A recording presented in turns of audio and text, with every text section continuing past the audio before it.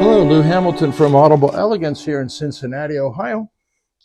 And we have a website, audibleelegance.com. Please do visit it. We have a new and used store which you can purchase from, and we do ship. We also are looking for more subscribers. I know a lot of you are viewing, but you haven't signed up. One of the things that we try to do at Audible Elegance is to minimize the number of speakers in a room. And the reason we do that is because drivers that are passive on a speaker, in fact, do vibrate. They take whatever sound wave is coming off the primary speakers, traveling through the room, and they do, in fact, get to the passive speakers sitting in the room.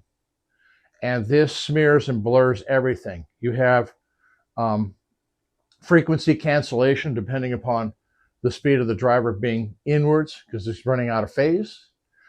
You also have it coming back to its resting position, which means it's generating a frequency, and that's all out of time with anything else that's going on.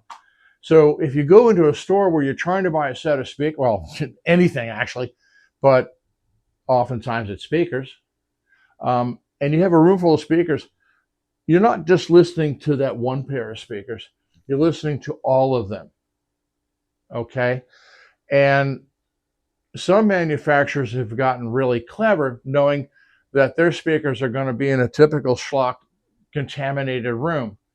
So what they do is they engineer the speakers to compensate for whatever potentially is going on. And that usually is hyping the low frequency and hyping the treble so that the speaker stands out, as opposed to sounding like a wall of pablum. Okay. Now, if you're trying to decide between electronics, and again, you're going through a room with all these speakers in it, you're not going to be able to tell the difference between one product and the next because you've got all this smearing going on. You know, it's like you deciding, well, I'm not going to buy a Kodak Instamatic. I'm going to buy a Leica. And the purpose is to go into the mountains where there's heavy fog and take photographs. It's the same thing, people. It doesn't matter whether it's a cheap or an expensive camera. It's just fog. All right. So what I thought I'd do tonight is to show you physically what's actually happening. And so I've got my multimeter out here, and I'm going to just start tapping ever so slightly on the driver. And you can see because of the voice coil assembly running in and out of the magnet, I'm actually generating electricity. That's why they call the raw elements drivers or motors. It's called the motor assembly because that's what it's doing, it's generating. And I wanted to show you that because I'm not moving that driver all that much, and you can see that the meter is already picking up that something is happening. So if you're trying to buy decent equipment, the last thing you want is 10, 15, 20 pair of speakers in the room or, you know, in some big lobby or something like that, because you've got all the other drivers passively vibrating. So you literally are buying a pig in the poke.